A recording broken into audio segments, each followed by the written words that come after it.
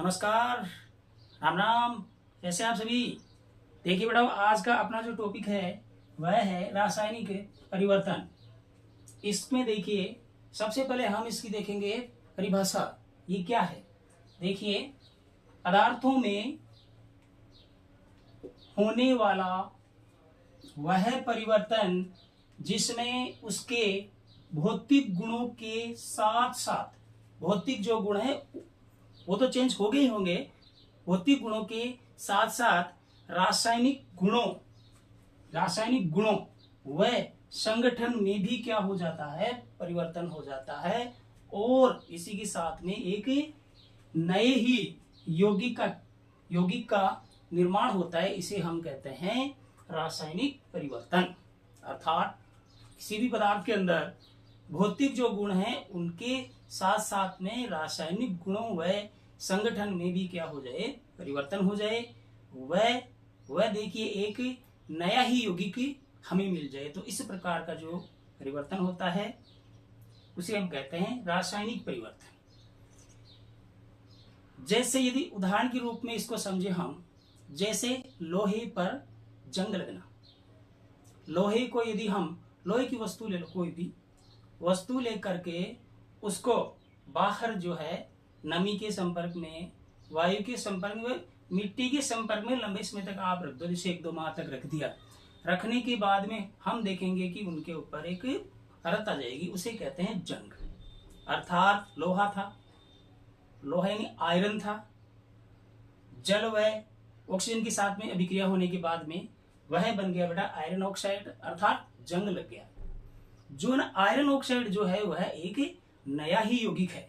जो iron oxide है वह क्या है? एक नया ही यौगिक है। अर्थात लोहे पर जंग लगने के बाद में लोहा जो है संक्षारित हो जाएगा। संक्षारित होने के बाद में वापस जो है लोहे की हम वास्तविक स्थिति नहीं ला पाते हैं। अर्थात कहने का तात्पर्य है मेरा कि पदार्थों में होने वाला वह परिवर्तन जिसमें उसके भौतिक गुणों के साथ साथ में उसके जो रासायनिक गुण हैं और संगठन भी सारे ही चेंज हो जाते हैं और एक नया ही यौगिक प्राप्त हो जाता है। इसे कहते हैं हम रासायनिक परिवर्तन कहा जाता है। रासायनिक परिवर्तन को समझने के बाद में हम समझेंगे इसके उदाहरण। देखिए कौन कौन से हैं। नंबर 1 उदाहरण है आपका लोहे पर जंग लगना।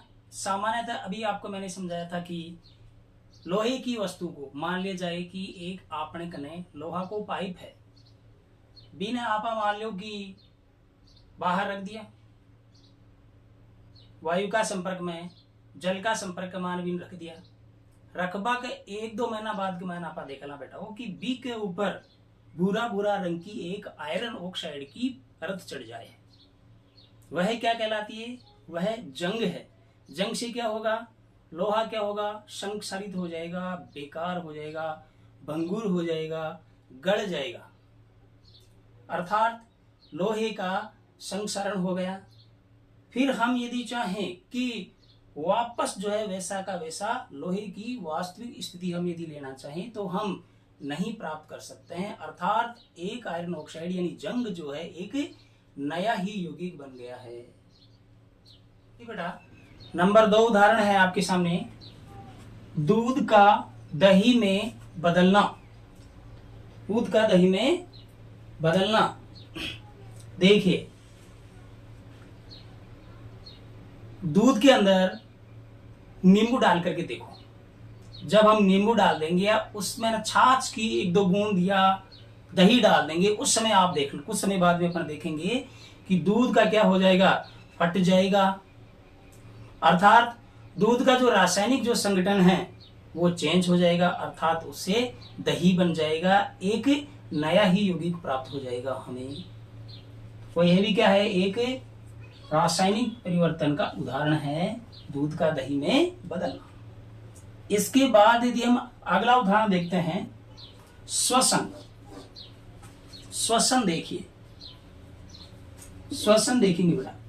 श्वसन भी क्या है? एक रासायनिक परिवर्तन है। क्यों है? देखिए होता क्या है श्वसन। सबसे पहले अपन देखेंगे कि श्वसन होता क्या है। श्वसन बाहर से, शरीर के बाहर से ऑक्सीजन लेना और उसका उपयोग भोजन के पाचन में करना ही श्वसन कहलाता है, जिससे हमें ऊर्जा प्राप्त हो जाती है। लेकिन ऑक्सीजन लेने के बाद में क्या होगा, भोजन का अंदर पाचन होगा, पाचन होने के बाद में ऑक्सीजन जो है CO2 के रूप में रूपांतरित हो जाएगी, अर्थात CO2 प्राप्त होगा, CO2 बन जाएगी बेटा इसकी। यह भी क्या है, एक रासायनिक परिवर्तन का ही एक अच्छा उदाहरण है। श्वसन, ध्यान रखना, रासायनिक परिवर्तन का उदाहरण है।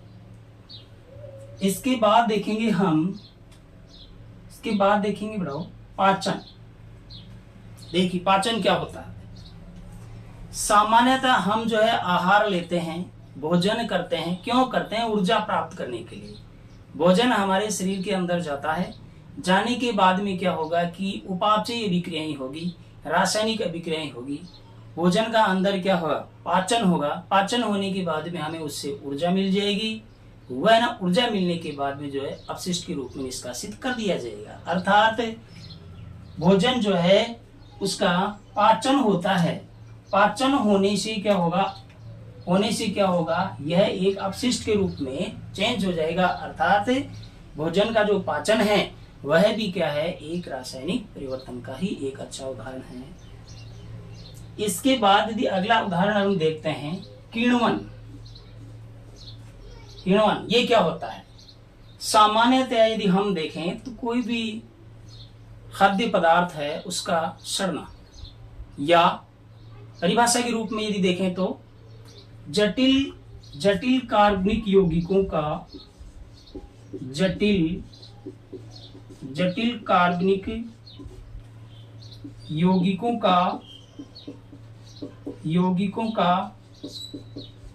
सरल कार्बनिक यौगिकों में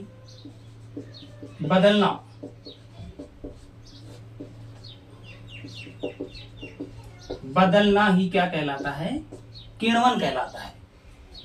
मार्केट से आप जाकर के थोड़े फल लेकर के आइए, जैसे मान लिया जाए कि सेब लेकर के आ जाते हैं, सेब को बाहर रख दो, बरसात के मौसम में बाहर रख दो, कुछ समय बाद में क्या होगा, धीरे धीरे क्या होगा, वह सड़ना आरंभ हो जाएगा। अर्थात एक जटिल यौगिक का जो है सरल यौगिक में चेंज हो जाएगा। अर्थात यदि हम चाहें, यानी उस सेब से जो है एक नया ही यौगिक प्राप्त हो गया है। अब यदि हम चाहें कि भैया वैसा का वैसा जो सेब का जो वास्तविक स्वरूप है वापस बनाइए, वापस लेकर के आइए, अर्थात हम नहीं ला सकते हैं। तो बेटो ध्यान रखना कि रासायनिक परिवर्तन में और भौतिक परिवर्तन में एक मुख्य अंतर यही है, भौतिक जो परिवर्तन है उसमें नया जो पदार्थ है वह नहीं बनता है, लेकिन रासायनिक जो परिवर्तन है उसमें एक नया ही पदार्थ बन जाता है। फिर अगला उदाहरण हम यदि देखना चाहें, देखिए कॉपर यानी कॉपर होता है तांबा, Cu। कॉपर पर हरी परत चढ़ना,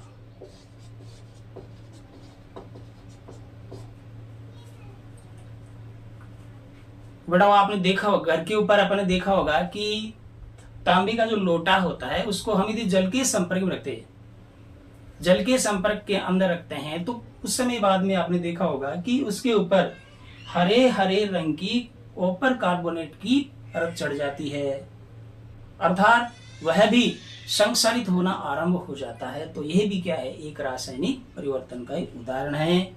इसी प्रकार बहुत से उदाहरण हैं, जैसे जो चांदी है उसके ऊपर काली परत चढ़ना, तो ये सभी क्या है, रासायनिक परिवर्तन के उदाहरण हैं। इनमें एक नया ही यौगिक बन जाता है, जिसका पुराने वाला जो यौगिक है उससे रासायनिक गुण व संगठन सारे ही चेंज होते हैं, नए होते हैं। तो देखिए, लोहे पर जंग लगना, दूध का दही में बदलना, श्वसन, पाचन, किण्वन, हरी परत कॉपर के ऊपर लगना, तो ये सारे क्या हैं, ये सारे आपके रासायनिक परिवर्तन के एक अच्छे उदाहरण हैं। ये होते क्यों हैं सभी? होते क्यों हैं? होते इसलिए हैं बेटाओ क्योंकि इन सभी में रासायनिक अभिक्रियाएं होती है। रासायनिक अभिक्रियाएं होती हैं। रासायनिक अभिक्रिया में जो भाग लेते हैं उनको कहते हैं अभिकारक, या जिनमें रासायनिक परिवर्तन होता है उन पदार्थों को हम कहते हैं अभिकारक। जो रासायनिक अभिक्रिया में भाग लेते हैं वे पदार्थ जो रासायनिक अभिक्रिया में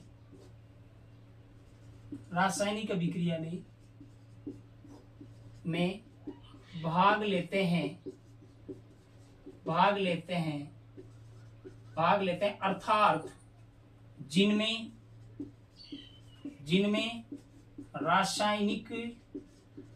जिनमें रासायनिक परिवर्तन होता है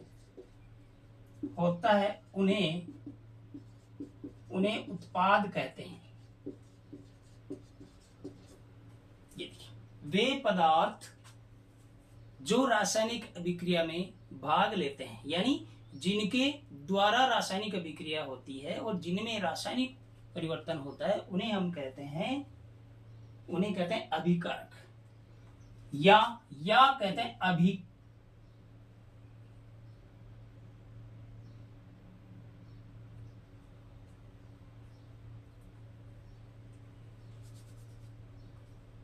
कहते हैं या कहते हैं क्रियाकारक। सामान्यतया जो शब्द काम में लिया जाता है वह शब्द अभिकारक रूप में शब्द में काम में लिया जाता है। इसके बाद देखिए उत्पाद क्या होता है। उत्पाद वे पदार्थ जो अभिकारकों के संयोग से बनते हैं उन्हें कहते हैं उत्पाद, या कहते हैं क्रियाफल। रासायनिक अभिक्रिया होने के बाद जो प्राप्त होता है, जो ना अंतिम रूप से जो बनता है, या जो अभिकारकों के संयोग से जो बनता है उसे कहते हैं उत्पाद कहा जाता है। अभिकारक व उत्पाद मिलके ही रासायनिक अभिक्रिया का निर्माण करते हैं। अर्थात सामान्य भाषा में हम यदि देखें तो जो रासायनिक अभिक्रिया के अंदर भाग लेते हैं, जिनमें रासायनिक परिवर्तन होता है, इसे कहते हैं अभिकारक। जो भी अभिकारकों के संयोग से रासायनिक अभिक्रिया का जो है अंतिम जो रूप होता है, अंतिम जो होता है उसे कहते हैं उत्पाद। देखिए ये अभिक्रिया में देखें, जैसे यह अभिकारक है, इनके संयोग से जो भी बनेगा वो क्या कहलाता है? वह उत्पाद कहलाता है। यदि एक उदाहरण के द्वारा अपन देखें तो यहां पर देखिए, ये अभिकारक जो रासायनिक अभिक्रिया में भाग लेते हैं वह इनकी अभिक्रिया के द्वारा जो भी बनता है उसे कहते हैं उत्पाद। यहाँ पर देखिए CaO कैल्शियम ऑक्साइड, यहाँ पर H2O जल के साथ में जब अभिक्रिया होगी, कैल्शियम ऑक्साइड की जब जल के साथ में अभिक्रिया होगी तो उत्पाद बनेगा CaOH2, यानी ये क्या है? कैल्शियम हाइड्रोक्साइड है। तो ये जो दोनों हैं इनके बीच अभिक्रिया हो रही है, दो ही नहीं ज्यादा भी हो सकते हैं, और यहाँ पर जो है इन दोनों के बीच अभिक्रिया होती है। ये दोनों क्या हैं? ये दोनों है अभिकारक हैं। वह इनकी अभिक्रिया के द्वारा जो बन रहा है वह क्या है? वह जो है उत्पाद है। तो ये अभिकारक हैं और ये क्या है? ये उत्पाद है। ध्यान रखना, ये वह जो इनके द्वारा ही रासायनिक अभिक्रिया होती है। वास्तव में रासायनिक अभिक्रियाएं होती है या नहीं होती है? रासायनिक अभिक्रियाएं यदि होती है तो उनकी विशेषताएं क्या हैं, गुण क्या हैं? रासायनिक अभिक्रियाएं होती है तो हमें कैसे पता लगेगा कि वास्तव में रासायनिक अभिक्रिया होती है?